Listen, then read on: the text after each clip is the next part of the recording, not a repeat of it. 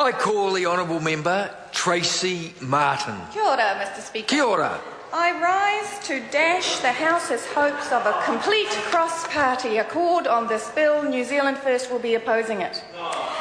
But before I launch into the reasons why New Zealand First will be opposing it, first of all, I want to acknowledge my colleague from the Green Party and the mention of the DSIR and the fantastic scientists, including John Dugdale, my father-in-law, one of New Zealand's top entomologists, who at that time, with that restructure, all found themselves applying to do their science for the benefit of this country. And one of the reasons why Australia did much better than New Zealand and still does so today is they not only retained their scientists in the 1990s, they picked up most of ours.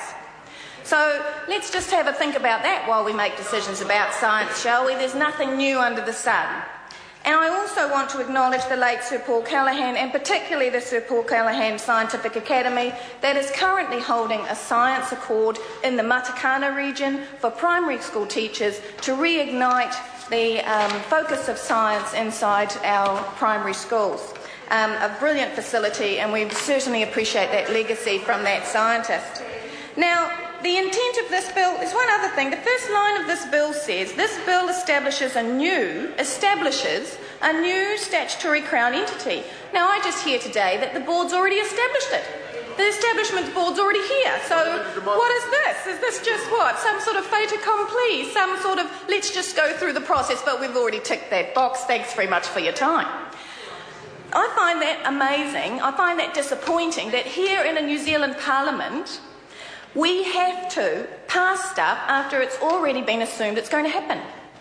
So I guess that's what? Is that how you work things in the corridors, the member for Northland? Is that how this works? You work things in the corridors, you get it into the way, and then you bring it to the House and see if you can bring it past the people. Now, the intent of this bill is admirable. The intent of the bill is admirable. It's to support manufacturing in the service sector businesses, to improve competitiveness and growth in science and technology based on innovation and commercialisation, to increase the number of businesses undertaking research and development. Brilliant. Nobody can disagree with them. But is it necessary to create another entity to do it? Is it necessary to spend $166 million of what we consistently hear is a very scarce resource, taxpayers' dollars, to achieve these outcomes? Over the next 4 years, $90 million of operational funding, $76.1 million of capital funding will be spent, with $11.9 million alone in this financial year. How much on consultants? There's a creation of another board.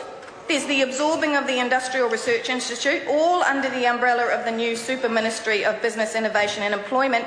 And this is another business-led organisation to be funded with taxpayers' money. We had a conversation about subsidies earlier this day, and here we have another business-led organisation funded by taxpayers' dollars. That sounds to me like another way to say subsidy, quite frankly. New Zealand First believes that now is not the time to spend another round of millions of dollars on logos, branding and letterhead. Expenditure of this precious resource, the taxpayers' dollars, on the inevitable administration cost of creating a new board — unfortunately that money's already been spent, obviously, the board's already in place — dissolving and possible exit payments to the Industrial Research Institute's board, the human resources and the consultant payments that will be required as staff from the Industrial Research Institute and the Food Bowl will have to, which will be amassed due to the realignment process that those staff will have to go through as they shift or try to shift from one organisation to another, not to mention the stress and the uncertainty of their job retention or the project developments of things they are currently working on.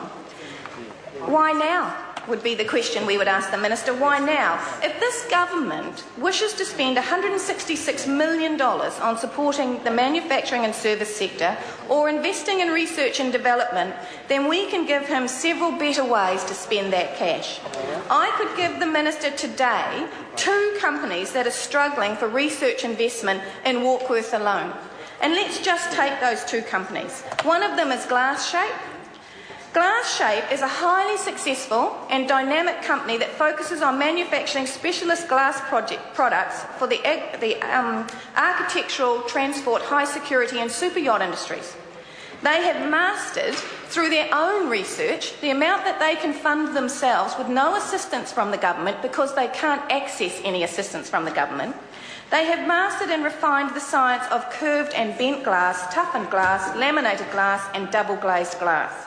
They are Australasia's largest manufacturer of this product, and they produce high quality, high security and bullet resistance properties. They currently export to Australia, United Kingdom, USA, China, Chile, Turkey, the Pacific Islands and Singapore, but they can't get any research money from your government. They can't expand, they can't develop any more products because they can't get any support from their government. Now, if you want to spend $166 million, they could do with a couple of millions. Or what about the Mahiringi Technical Institute, which has for the last 8 years been researching the captive breeding of freshwater eels for the supply to the aquaculture industry?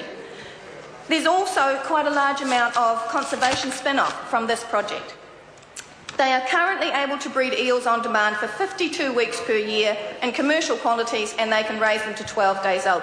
This puts them at the forefront of eel breeding research internationally, to the point where European research institutes come here to work with these people. They can't get money invested from their government to help them grow their programs.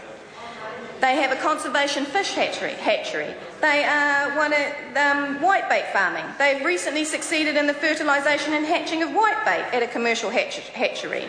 They are into grass carp and silver carp, and this is used for aquatic weed control agents across New Zealand, currently 27 contracts. I could go on, but I won't go on because I think I've made my point. $166 million would be better spent on the businesses today who are trying to do what you want us to do, grow the pie. You want us to grow the pie. Order. I beg your pardon, sir. The government wants us to grow the pie. The government wants these businesses to save the New Zealand economy, to employ more people. And I would say, sir, that the $166 million would go a long way in the Rodney electorate to actually give the government what it is they want us to do. So New Zealand First will oppose this bill because the timing is not right to spend $166 million on paperwork. Spend it on doing something that will actually make a difference. And hundreds of millions on consultants. I call the honourable member Dr. Paul Hutchison. Thank you, Mr. Speaker. You're welcome. Gives me great pleasure to speak on this Advanced Technology Institute bill, which again is a landmark in connecting science, innovation with business, with our tertiary education institutes, with Crown Research Institutes, and of course with private research institutes, and with commercialising our science and innovation, which is something that failed to happen during those 9 long years of the Labor government.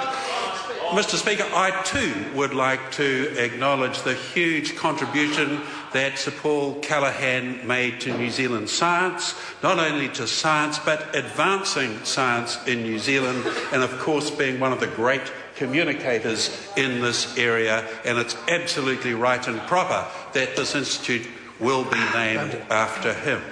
But, Mr. Speaker, sadly we were treated to a very dismal battery from David Cunliffe, who said that we in New Zealand spend or invest about 1% of GDP on science. The fact of the matters are that for 9 long years